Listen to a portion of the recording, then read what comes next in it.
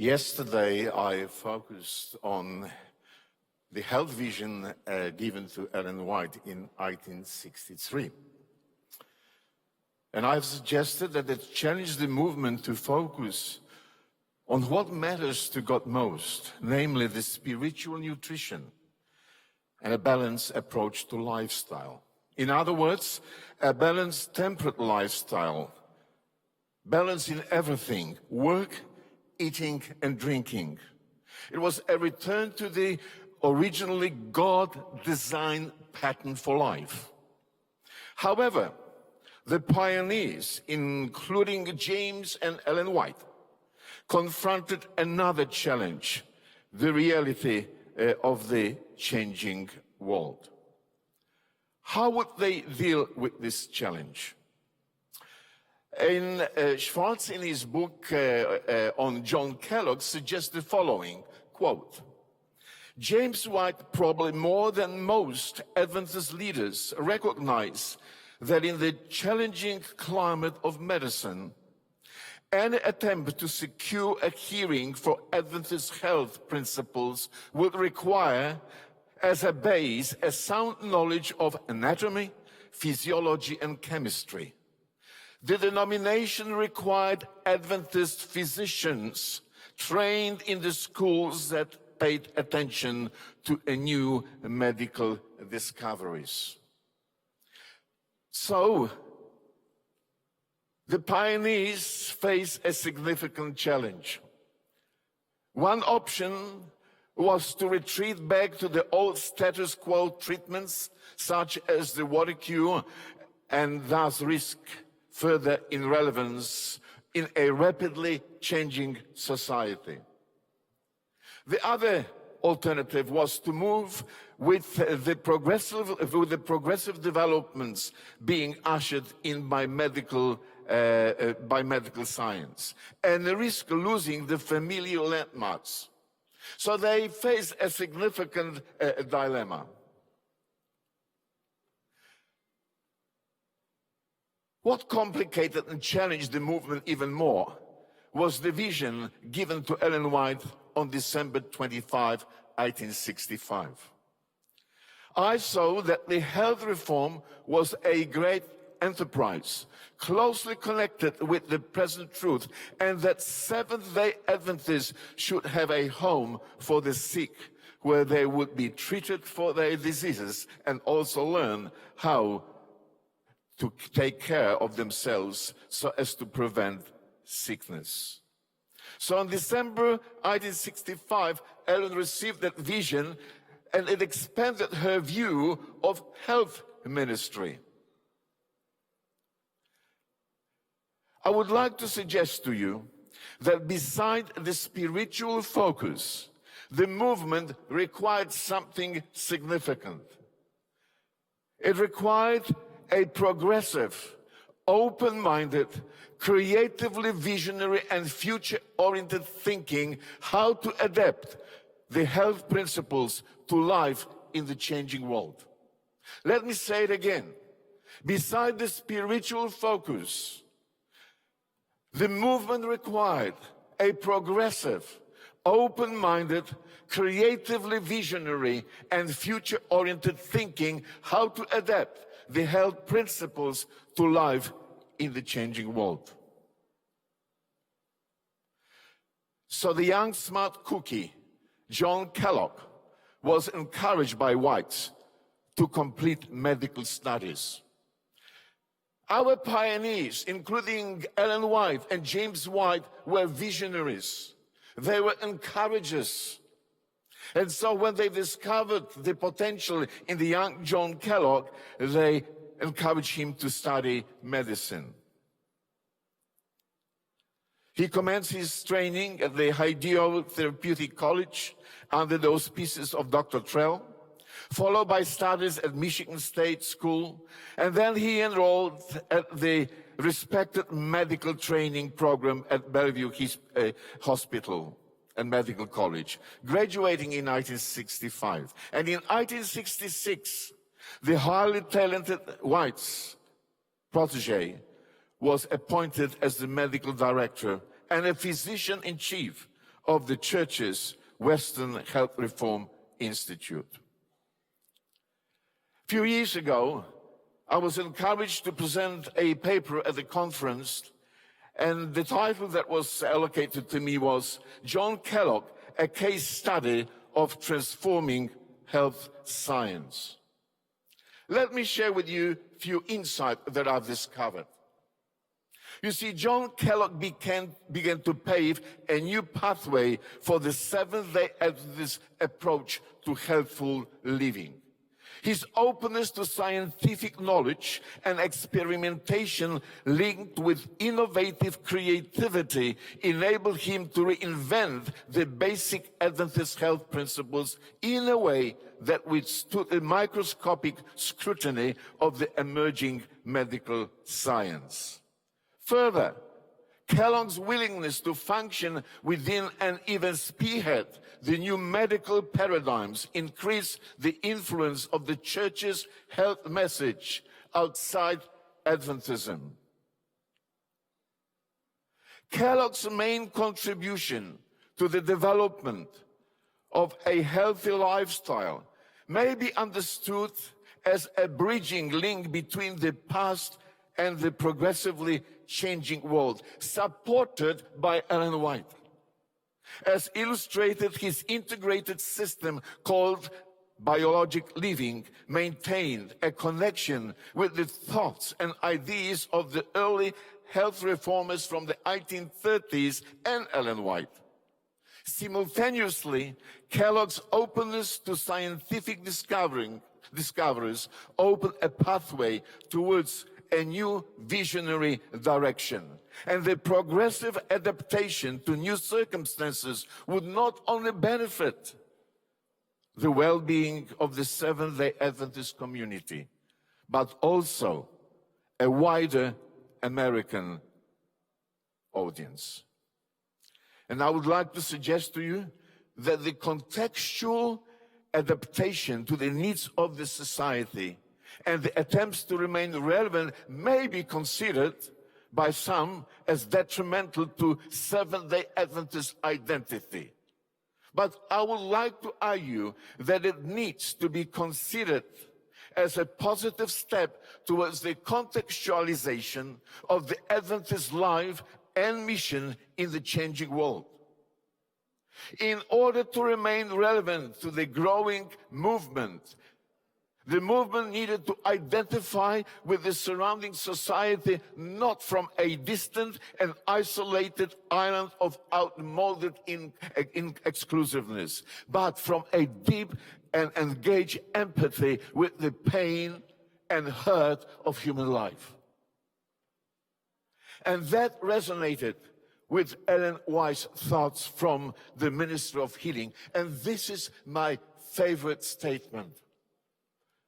She said, "The life of Christ established a religion in which there is no caste, a religion by which Jew and Gentile, free and bond, are linked in common brotherhood, equal before God. No question of policy influenced his movements.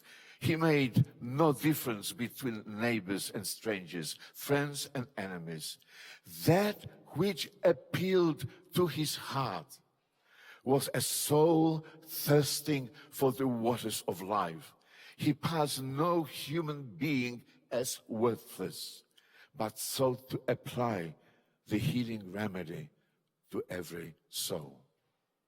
Kellogg's focus on the biological living directed the attention of the Seventh-day Adventists to a broader view of mission, expressed by Ellen White as people thirsting for the waters of life. One may ask, what was so significantly different about Kellogg's biological living? Even though he often defended the importance of healthful living using biblical arguments, his determination to identify with the new medical discoveries placed the principles of the biological living under the scrutiny of clinical investigation. In this context, Adventist principles stood exposed to an ever-changing critique from scientific development. And the church's challenge, friends, became whether a set of given principles held on faith basis can withhold continuous examination by the scientific community without at the same time jeopardizing faith. Kellogg equipped the sanitarium with laboratories designed to prove scientifically the truth of his physiological theories and the validity of his empirical observation. Furthermore, Kellogg's research-oriented approach to the study of the natural remedies reinforced the value of the beneficial lifestyle attributes such as good digestion, sound sleep, and a clear head, a placid mind, content and joy to be alive. And in this capacity, and from the perspective of progressive knowledge, he transformed the simple natural remedies into significant pillars of health science. More importantly, by tapping the spinning wheels of progress, he placed Seventh-day Adventism in the milieu of the changing world. His focus on vegetarianism related not only to unhealthy and unbalanced diet, overconsumption and excessive weight on a personal or individual level, but on the issues of public health.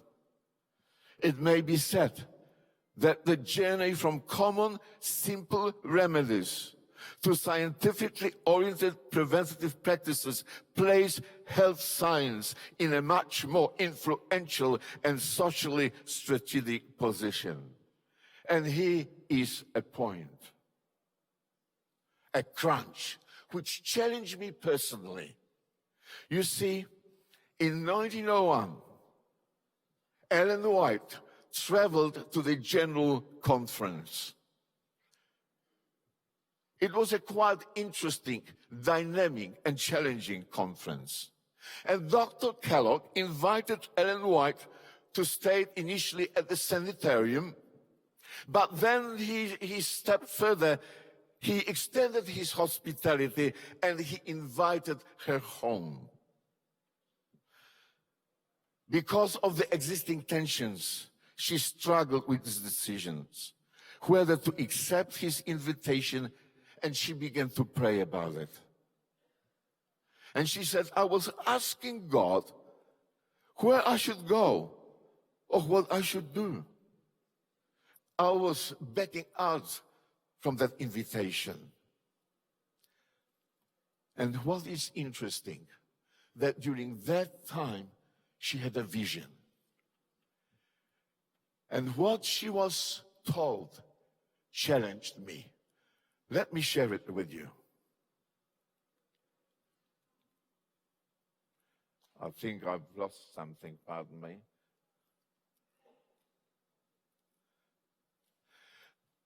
Respect the courtesy of my servant, John Kellogg, the physician by my appointment. He needs encouragement that you can give him. Let him put his trust in me. My arm is strong to sustain. He may safely lean upon my strength. I have work for him to do. He must not fail nor be discouraged. As I read the response and the vision that God gave to Ellen White at this critical moment, I've asked myself, is it interesting that perhaps God looks at life, people, in a completely different way, through completely different lenses that we do? As you know, at the time, there was quite a lot of tension and controversy in the church. Ellen White struggled with this issue.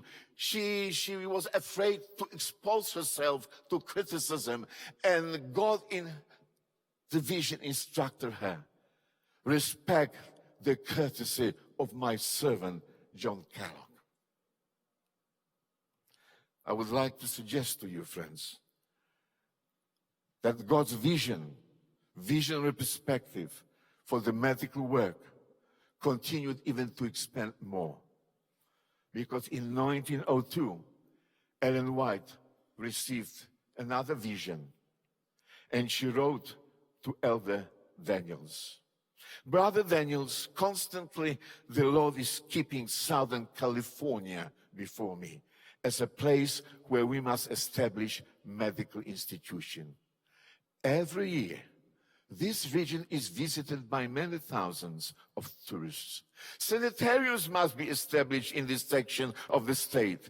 10 meetings must be held as many of the great tourist resorts, far and near, as the Southern California Conference can work with the laborers that they are.